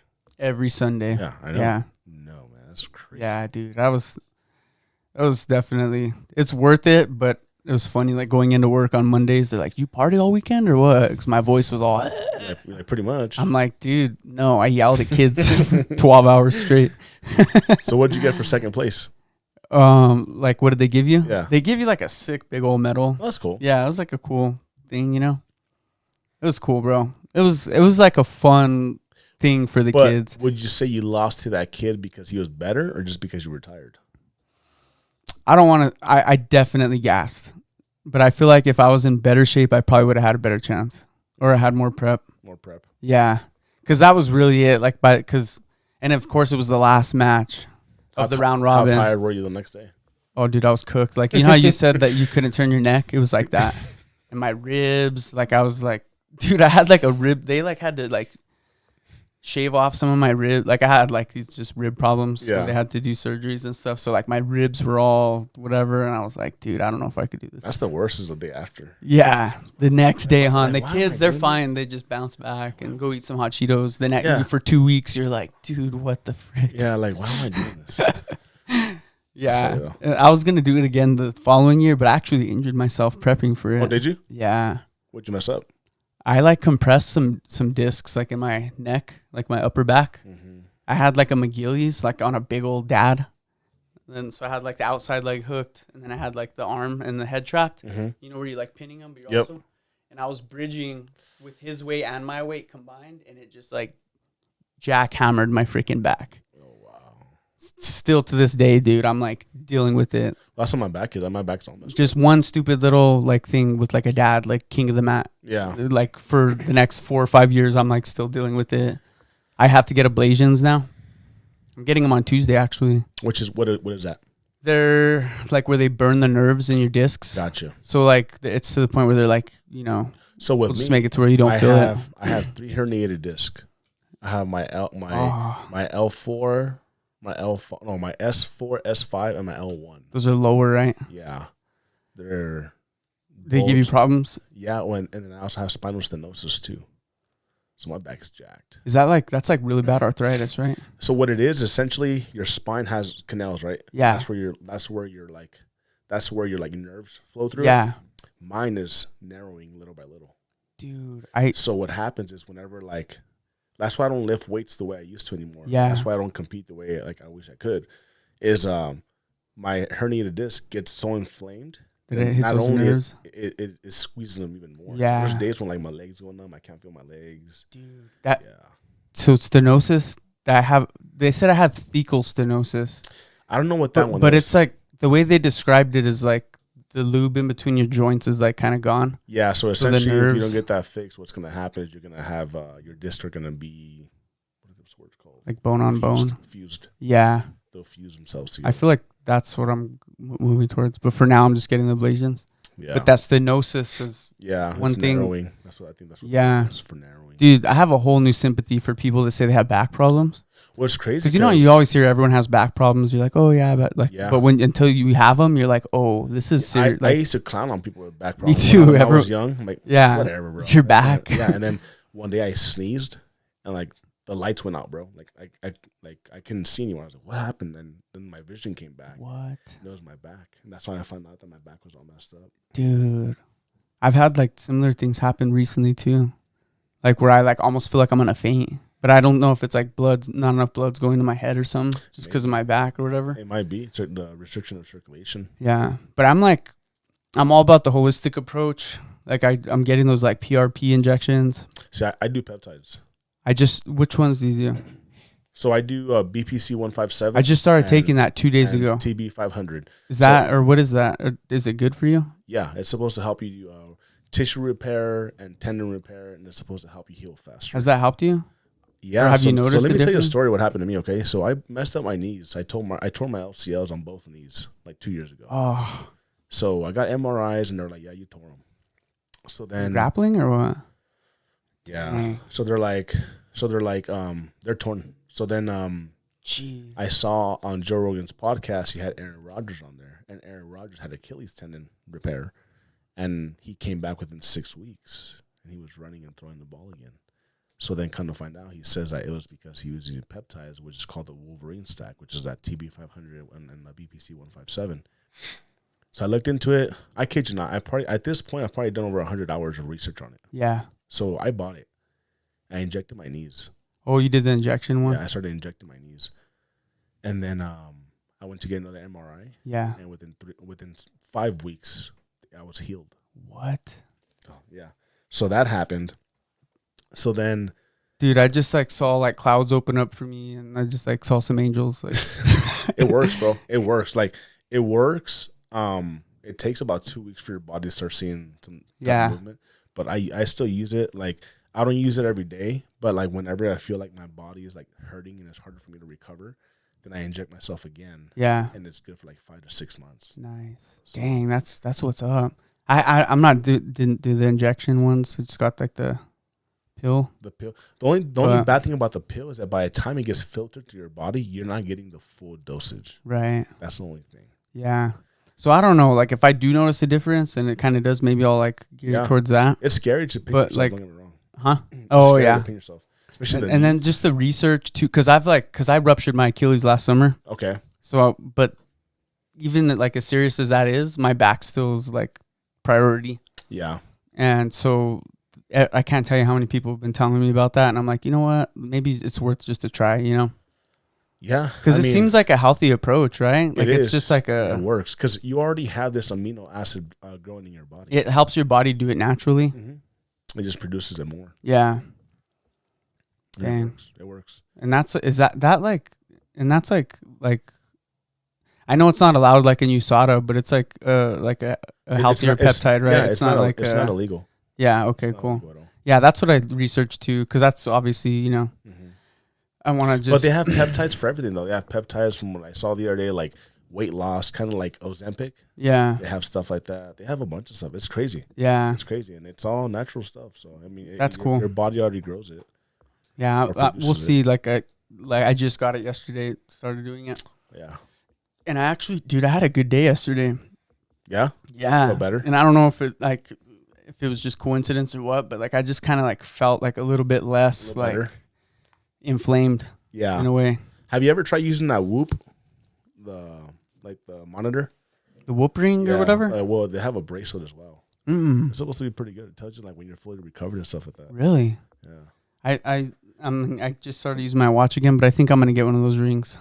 I would. I know with Whoop, it's right now they're giving out the bracelet for free. Yeah. The only thing is that you pay for the membership. It's like $30 a month. Oh, okay. That's the only thing. Yeah, I'm definitely gonna, because the main thing I like to track is my sleep, because I don't sleep very good. How many hours are you getting right now? Like 6. That's crazy, bro. And that's like normal sometimes. Like I'll sleep less. And really, it's just because I'm like uncomfortable, at night. I get 4 hours a day. Do you? Yeah. Dang. See, it's good for your ring to tell you that, so at least you know how to prep for the day and get you through the day. Like, oh, I need to extra hydrate, or I agree. I agree 100%. So you do the Whoop bracelet? No, so I have a Garmin watch. Oh, those things are sick. It's pretty accurate. And that's what I've been using. That's what I use, and it tells me my recovery, everything. That's sick. It's very accurate. Yeah, I think that's gonna be my next investment. The only reason why I pulled the trigger on it was because I'm like, okay, because I'm a numbers guy. Yeah. Okay. So I'm like, all right, $30 a month times 10. That's $300 a month. That's $360 a year that I'll be spending for a bracelet that's not really mine. I'm just paying for the membership. Yeah. The watch is $1,000. I'm like, technically that watch will pay for itself like in a year and a half, so or 2 years. It made sense. That's kind of how I do my math. Yeah. Because I'm like, the minute I stop using this, paying for the membership, I can't use this band anymore. And does that like link with your phone or what? Yeah. What's that called again? The bracelet? It's called Garmin. Or the Garmin? Okay. Watch, yeah. But it's linked to my phone. It tells me everything. It even tells me like, hey, your body looks like it dropped a degree from normal. Like, really? Like, yeah. Dang. Yeah, I like that too. Because I like to just know how to prep for the day. Like at work, because I work outside a lot and stuff too. So I'm like, okay, I need to like double up on water. Yeah. And then there's some days too where you're like, oh, I feel like trash. But if your ring or whatever tells you slept like 7 hours, you're like, oh, it's just in my head. Like, it's in my head. Get through it. Yeah. It's just sometimes just laziness, Yeah. Yeah, man. It's just some old dogs talking about our injuries, huh? I never thought I'd be talking about it like this. It's funny because I talk to a lot of people like that. I'm like, I'm trash. Like, me too, bro. It's my drawing. Oh, dude. Like, funny. The good days, you appreciate them when they're there, huh? Because it's funny because every day it's just like. It's funny because I bring this up all the time. I mean, back in high school, man, I'd be like jumping off of walls and you name it, right? I'm like, I don't care if I get hurt. Like, for example, you go on a roller coaster ride and at the state fair, as sketchy as they are, right? You're like, I don't care. It's a zipper ride. We're all going to ride it regardless. Now, I'm like, that thing could break down. Like, I don't think I want to go on that ride today. Like, oh, dude, I don't know, man. Like, you know what I mean? So I'm like, I don't know. I'm just going to chill out today. I know, me too. Like, I used to like throw backflips everywhere. Like I'd run up the walls and do backflips, and so now me- I'm like, Me growing up, it was the whole jackass era. same. Okay. So That's part of why we're probably all trashed so right check. now. Let me tell you what we used to do. I used to have a friend named Josh. Okay. We used to try to be the jackass guys or the CKY guys from like Viva La Bam. Yeah. Right? We used to put ourselves in shopping carts and push each other down the hill, and we would hit a curb or run into a tree. Like purposely And get we would hurt just to laugh. Yeah. Or we jump off the roof, or we would all like, I remember we used to get like around the bonfire, and we would get the CO2 cartridges and just throw them in there, and the first one to bail loses. That's crazy. I'm like, so stupid. That's like, why? crazy. Like, that's so dumb. Or we used to have BB gun fights, like Dude, real BB guns. I'm like, yeah. this is stupid. Like, I would not do that at all. no eye protection. Just Like, nothing. Just wing it, bro. Isn't it crazy how Jackass like just like inspired that whole generation of like young kids, like boys, like just to be like do crazy stuff? Yeah. Because that was like all I indulged like as a kid. Like I thought that like it was the funniest thing ever, and like I just you want to imitate it with your friends. Well, I remember I saw like why is it like getting hurt is just so fun? It was like, funny. Or when you see your friends get hurt. Well, there was this one episode of Viva La Bam where Bam was in the room with his girlfriend. Yeah. And they were asleep. So one of the guys, I think it was Johnny Knoxville, he puts a bunch of thumbtacks outside of his door. Oh. And he gets a dirt bike and he starts revving it. So Bam, half asleep, walks out and he steps all over him. He's like, ah. So I thought it was a good idea. So I slept over, No way, dude. So I slept over at my friend Josh's house, and he's in his room with his girlfriend. He had an R6 Yamaha. So I rolled it inside the house, and I did a burnout inside of the house on the tile. Dude. And I put thumbtacks. Oh my gosh. And the same thing happened, and I was laughing so hard, and the house was covered in smoke. The smoke detectors were going off.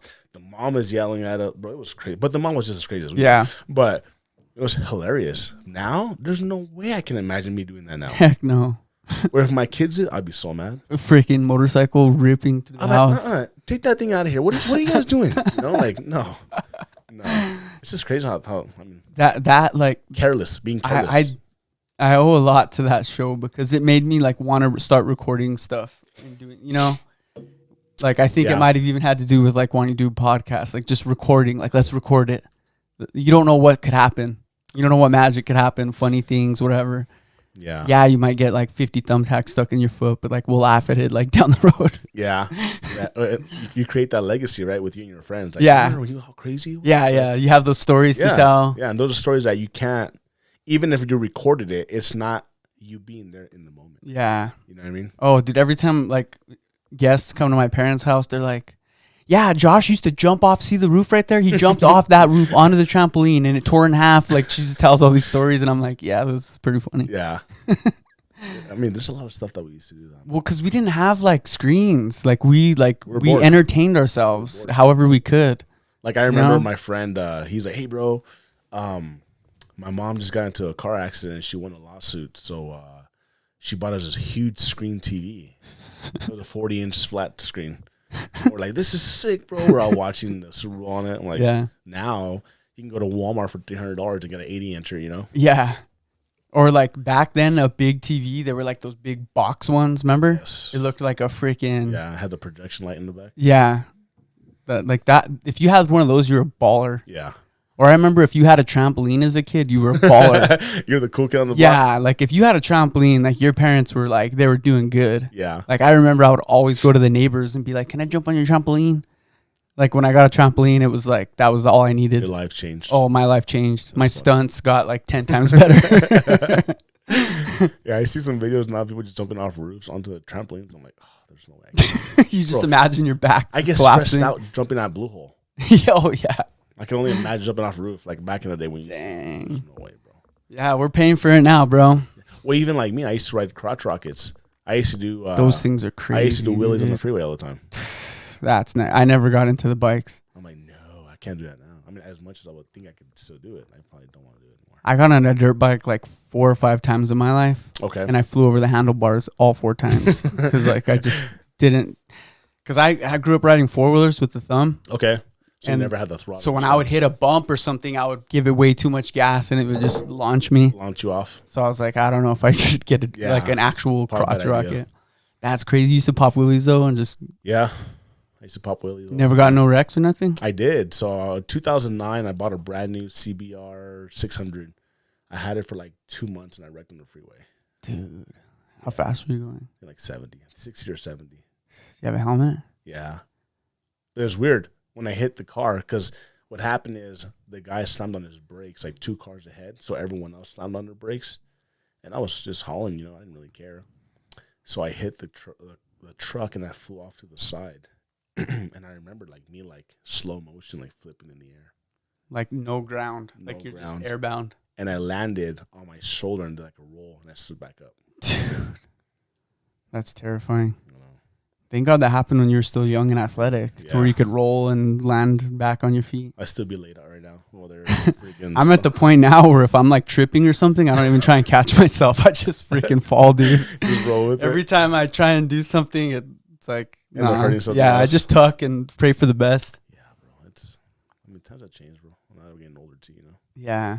Do your kids have any toys like 4-wheelers? They have a 4-wheeler. Or they have trampolines and stuff like that, but nothing. I mean, our whole garage is a gym, so they're always just honestly they train a lot. They just box each other. That's their fun. They just love to fight each other. That's cool. And then now they're into the WWE era, so no. It's made a comeback, huh? Yeah. A lot of like youth are like still really into it, and even adults too. Yeah, because it's funny because it was funny because last night after I was making dinner, my son walks in. He's like, "Hey, Dad, we're gonna go play WWE in the garage." Man, go for it. Yeah. Make sure you guys take care of each other. And then my son's like, "Dad, Zion has a steel chair in the garage." Steel chair? I'm like, "Oh no!" So I ran in there, and it was a bar stool that they were just messing around with. I'm like, "Oh, it's a steel chair." That's the WWE. Yeah. Just freaking hit each other with things. I'm like, oh my God, my mom's gonna kill me when she gets home. Dude, I'm so nostalgic though. Like, you know how we always think our times are better. Cause like I'll watch or I'll see the WWE promos and stuff, and they don't like have like unique characters like they used to when we grew up. Like we had they were all so different. Like everyone kind of looks the same now. Like they all wear tank tops. They all we had Kane, Mysterio, Goldust, Undertaker. Like they were like superhero type characters. Yeah, like Mankind. Yeah. Like the only one now that you really see like that, I would say, is maybe Penta wearing the mask as a luchador. Oh yeah, they got a new luchador guy. Yeah, that might be the only one. That's what I miss is like the intros. You know what I mean? Like the Stone Cold like going in there with the freaking Budweiser like hosing down people. Or like Hulk Hogan, Ric Flair. Yeah, like they were all so unique. Dude, Macho Man, have you like seen every now and again Macho Man like clips will pop up on my feed? Yeah, he was wild. Dude, that dude was entertaining, dude. Well, not just him, but even the Ultimate Warrior. Which one's that? Is that a guy? Yeah, he there's like a famous video of him like running down the he was like all steroid out apparently. Yeah. Oh yeah. He was wild. So yeah. He's just a freaking like Goldberg type character, like just jacked. He was kind of like Macho Man, but jacked. Like jacked. Dang. And he used to like run full throttle like from the locker room straight to the arena. Yeah. Every single time. Dang, dude. So he was wild, man. He was crazy. I remember like I was always that kid that's like I'm in wrestling, that's fake wrestling, like, but I still like enjoyed like watching the characters, but I loved the video games. Oh yeah, because it was real in the video game. Mm-hmm. Like you could just hit someone with the forklift, and Yeah. just do like the most crazy stuff because it was real on the game. You know, well, that's how it is now. I mean, my kids have WWE 2K25 and for like the PlayStation or Xbox, whatever. Yeah, for Xbox, and they do the same thing. Forklifts. There's Hell in a Cell. Yeah, like you just reach under the. What is it? The ring? The ring, and it's you like pull a stuff surprise. You don't know what it's going to be. Yeah. That's how it is now. It's just better graphics now. We wouldn't even wrestle. We would just like get a bat and that's what we a would chair do. and just beat the crap out of see each who other. survives. Yeah. That's what we would do. That's what we would do. And I mean, are they real into video games? my kids are wild, bro. They're all over the place. Like they're kind of into everything. They go into phases. Yeah. They go through phases, which is entertaining for me because I'm always doing something crazy with them. You know. Yeah. Like, do you ever play with them if they play? Yeah, like I'll play like Fortnite with them. I'll play like Call of Duty. I mean, I get wrecked by them all the time. Yeah. And then there's just days when they want to just play Pokemon cards or That's cool. or play Jenga or. How old's your oldest? My oldest daughter, she's 11. Oh, okay. So they're like young. They're still like elementary. Yeah. All of them. My daughter's in middle school. She goes to St. Pius. Cool. St. Pius has a middle school? Yeah. Oh, it's middle school as in high school, right? Yeah. They like combine it? Yeah. That's cool. Yeah. That's good, cool, bro. Everyone that goes to St. Pius, that's like good for schooling. It's like, it's a good school. it preps you good for college. Like, my daughter, like I told you before, she's a competitive dancer for a studio, but she went to St. Pius and they offered her to be part of the dance team. yeah. And she's in 6th grade as varsity. What? Yeah. So she's gonna let her in 6th grade as varsity. That's like a record. That's got to be a record. It's crazy, bro. I've never heard of that. That's insane. It's crazy. And she's good. You know, she's real good, and they've accepted her, and she's really good in school. Dang. Did she get that from you? Which part? The dance skills? Yeah, definitely. Yeah. My wife has a bunch of videos of me dancing. Like, no way. Yeah. I just like to dance, bro. I like to have a good time. Heck yeah. So, how does your wife handle all of the sports and everything? Is she have fun with it? bro, Or does it stress her out? I mean, obviously she gets stressed out, but she doesn't really show too much of her stress. Yeah. She's definitely a Wonder Woman, bro. Like, she really, literally, she is. Like, she runs her whole life, like everything. Dang. Like, not only does she run, like, she helps me run my life, but she runs the kids, runs her own. She has her own business as well, and then she helps me run Jiu Jitsu Cartel, and Nice. so hats off to her, bro. Heck yeah. She's It's a definitely power family, dude. She's definitely a Wonder Woman for sure. Definitely a Wonder Woman. Dude, it's like so important to have like a good woman in your life to I agree. to both level up together. I agree. And you know what I love about her the most is not only she's so generous, but I love that her accountability. She holds me accountable for everything. That's good. You know? And she drives me. Like, she drives me to be better. That's And good. She man. drives me. She doesn't like let you settle. Yeah. Won't let me settle. She helps me drives me like building the brand better, seeing a bigger picture. Yeah. She gives me ideas. She's definitely a great partner. Like, she really is. That's cool, man. And that's hard to find. Oh yeah. It's hard to find. You know. Did you guys meet at a young age? We met 2013. Okay. And we've been together since late 2013. Cool, man. So How'd you guys meet? So I used to be married before, but we all had mutual friends. Yeah. So my ex-wife and I, we got divorced, went our own ways, and then I met my wife now, and we were just talking. Yeah. And then we eventually ended up together. And It's crazy how it just happens, huh? Like, yeah, she took me in, and she's changed me a lot. Like, she encouraged me to join the military. She took me to the recruiter's office, and dang. What were you in? I was in the Army. Army? Cool, man. So, like, she's pushed me to become a better person, a better father. Yeah. And, you know, and like, I've been home actively since 22, Okay. but I've been gone since 2015. Dang. Like, So, for a good portion of like, you know, life. when you have to go out. Yeah. So, like, you know, yeah, we've known each other for what, 13 years now? Yeah. Almost 13 years now.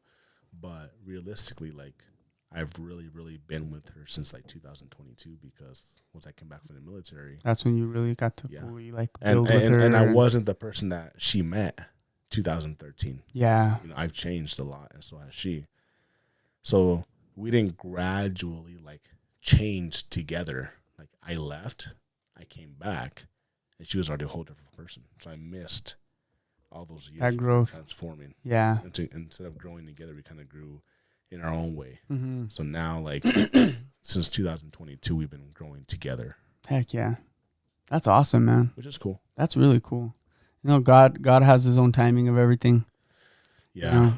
I agree. And like I said, I just ran away from religion, ran away from God. Yeah. Finally came back, That's cool, man. which I'm blessed. That's good. Gives you a whole different peace. Yeah, I agree. Peace through the 100%. storm, you know? Yeah. Sometimes it's like I hate I hate asking for help, you know? And then it's like, nah, it's okay to like, you know, ask God for help even. Like how you said, like, hey God, can you throw me a floaty? Like, yeah. it's like hard. You don't want to, you almost just like feel bad asking God like to help me, or because I'm like, no, I got it. But it's okay to like You know? I don't know if it's because how we were raised or because we're men. I don't know. Yeah, I think it's like maybe like a pride thing. Like you want I to think just for be the sure one. it is a pride thing because after Clash, a lot of people like stayed to help me clean, you know, which Yeah. I'm so thankful for everyone to help me set up and break down. Yeah, But like the last hour, I offloaded the mats by myself, and I don't want to ask for help. Mhm. People already volunteered to help me out. Like I don't want to ask for more, you know. yeah, So I did it myself, and the next day my back was wrecked. And my wife's like, "See what happens if you don't ask for help?" Yeah. I know. yeah.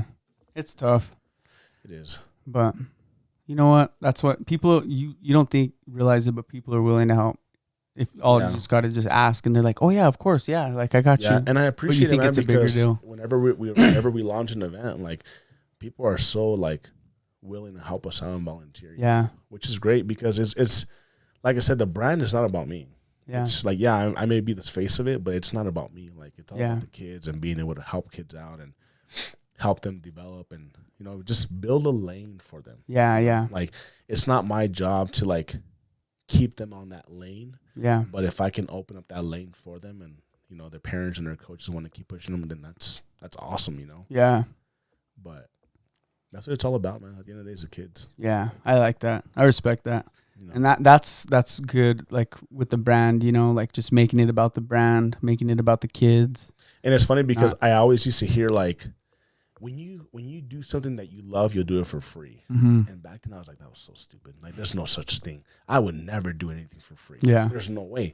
But now with Jiu Jitsu Cartel, Yeah. I do it for free. I don't pay myself. Like Jiu Jitsu Cartel does not pay me. Just feed back into it.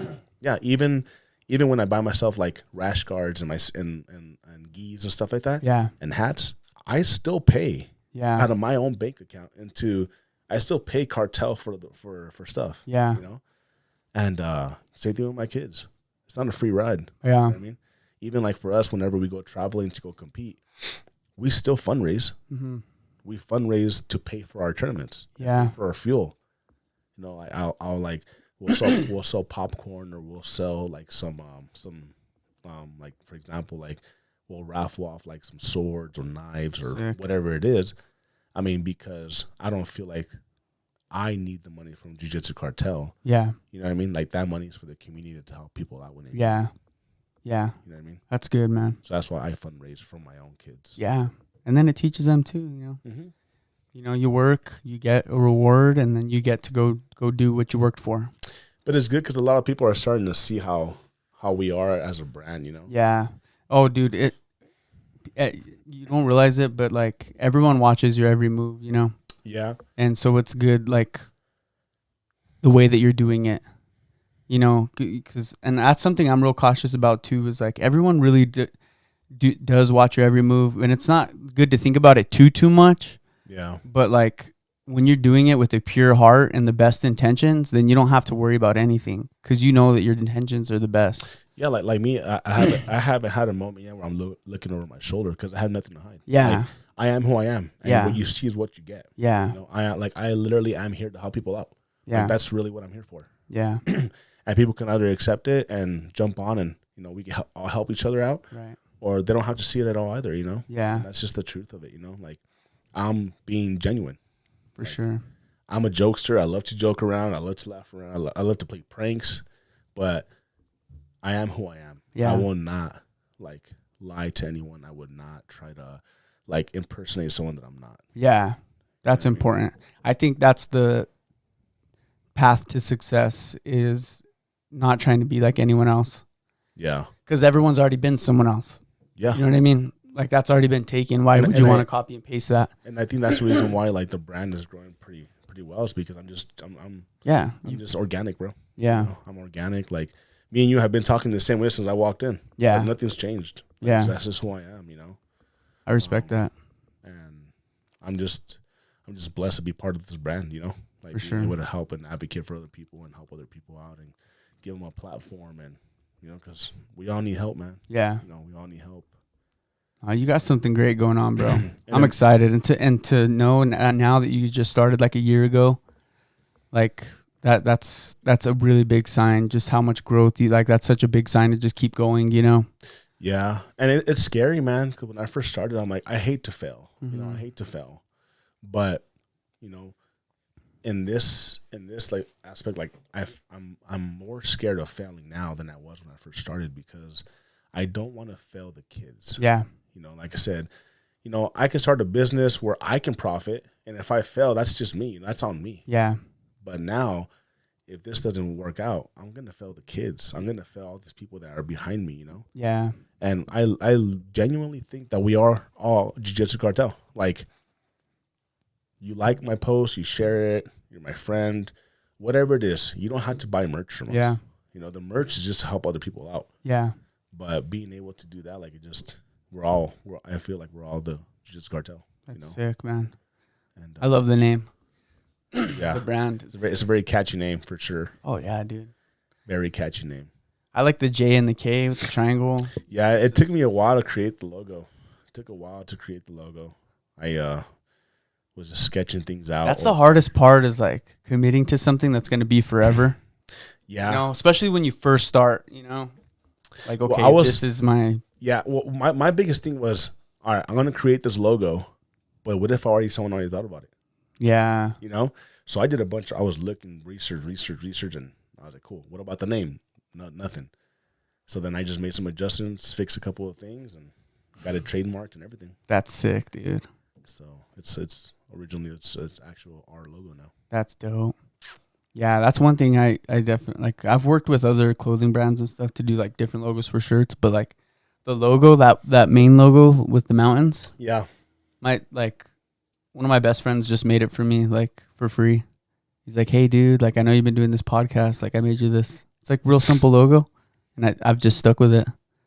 And I just like that to me is like more important than like paying all this money. Like that's like from a genuine friend that did something for me. Like that's got a good story behind it. That's like built off something pure, you know? Mm-hmm. And then it just kind of expands from there. Like the second logo, that one that's on my intro. Yeah. Like my brother made that for me. So like a lot of like my branding is like homegrown, you know, like. Which is good. It's always good to have, you know? Yeah. Like my best friend, my brother, like to me, like that's more important. Like building off something pure like that, you know? And I feel like sometimes I thought that I have more growth than anything. Yeah. You know? Oh, yeah. And then it like, you know, my brother sees that and he's like, yeah, like I made that for him. And then now like I have the freedom to like be more creative or reach out to other whatever to do different shirts and stuff. Like it's good to expand and change. Like I agree. Like that's, but like at the core, like that's, I got to keep like my base, you know, closest to me. You have to, man. You have to kind of keep that organic feel. Yeah. You know what I mean? You have to. And I mean, I'm a very big believer in that. And that's the only way you can keep it original and less corporate, you know? Yeah. That's the thing, man. Like for so example, afraid to sell out. Yeah. And perfect example for my last clash, I had some really big sponsors that messaged me. Yeah. And I told them no. And it would have brought a lot of money to the brand, but I said no because I don't want to be a sellout. I want to put people on our posters, and I want to advertise local companies. I don't want these big name brands that come from who knows where and just see us as a name. Yeah, yeah. You know? I wanted to put back into the community. Respect for that, man. You know, like if you have a local brand, reach out to us. We'll figure out our sponsorship stuff, and you know, even like Tim, but Tim Jr. and Senior. You know, they're here. You know. Like, how did you get connected with those guys?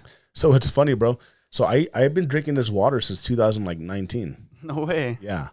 And how did I meet them? I think I just walked in and I talked to Senior. And then him and I were just talking, and I told him I've been drinking this water for X amount of years and yada yada yada. And then I told him, and then I met Junior. Yeah. And then him and I just connected too. Yeah. But those guys have been such a help to my platform. They're good people. Honestly, they're genuinely good people. Yeah. Good people. And they're like even down to their dogs. They're just good dogs. Yeah. You know? Like it's just so weird. Like, and that's one thing too. It's like that's probably why their brand is so successful, because it stemmed off of them, who they are, you know? Yeah. Like who they are to the core. Like I know both Tims, their whole family are good people. Yeah. That explains just the fruitfulness of the brand, of the, you know, the Hydro Bar brand. Yeah, and I mean, shout out to Tim's and his wife and his whole family. If you guys haven't had their water, they're off Montgomery in like Louisiana. Great water. Yeah.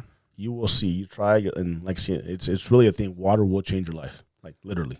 Like give them a shot. Heck yeah. That's how we met. Shoot. Yeah. That hydro bar is what connected us. I've met so many I went people in so there. randomly just to get filled up with water and then end up meeting dope people. Yeah. I mean, I met that what's his name? JC Lopez, that guy that's running for like assistant governor. Oh, was he there that day? That was him. Yeah. I was like, I thought I recognized I've him. met so many people. It's crazy. Like, Yeah. just the people It's a melting pot. It is. Like that is one place that's like All walks the of life. water is great, but like the community is even greater almost in a way. Yeah.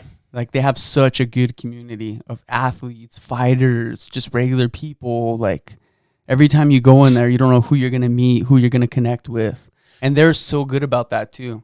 Like Tim's like, hey, like Josh, I want you to meet this guy. I think you guys would connect. And yeah, he was right, you know.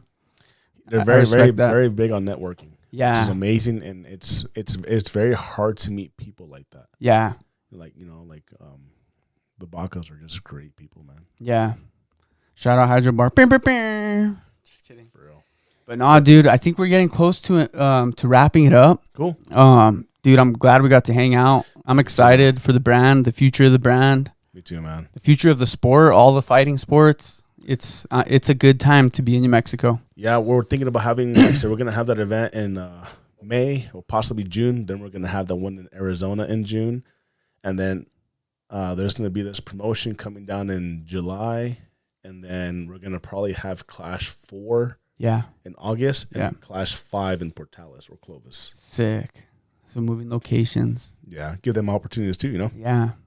A lot of those people can't travel down here. It's a small town. Mm-hmm. So I decided that we're going to go out there. I partnered up with one of the gyms out there. Nice. We're going to go out there. We're going to put on a show for them too and reach a different, like, people like maybe Portales, Clovis, and people from Carlsbad, Oklahoma. Yeah. And give them the opportunity, the same thing that we're doing here too. That's sick, dude. So, yeah, we're excited. Some good things to come, man. I'm so excited, man. I'm so excited for this year. I definitely want to go to one of those events coming up. You're always more than welcome. Yeah, I think it'll be fun. I'm always happy to. I mean, I'm a fan, so I love any chance I could watch grappling or fighting. Maybe next event, if we have some space, we could probably sit you up there so you could do your own little podcast over there. That'd be sick, dude. Yeah. So heck yeah. I'm open to anything, man. Like I said. Yeah. You may just not be able to bring this whole setup. That'd be sick, huh? Just like do something, you know, like a quick round, or after a fighter grapples, come, hey, what'd you think of that? Honestly, if you want to do that, bro, I'll be down with that. You want to interview these guys? Go for it. Yeah. Heck yeah. You know? Let's definitely talk about it. Yeah, we'll talk about it. All right, brother. Episode 109. It's a good episode, man. Yeah, me too, man. I had a great time. No, thank you so much, bro. And we'll see you on Sunday. Yeah, see you on Sunday, brother. Appreciate you, man. Thank you so much. Thank you, brother. Let's go. Hey, guys, be sure and like and subscribe if it's your first time watching.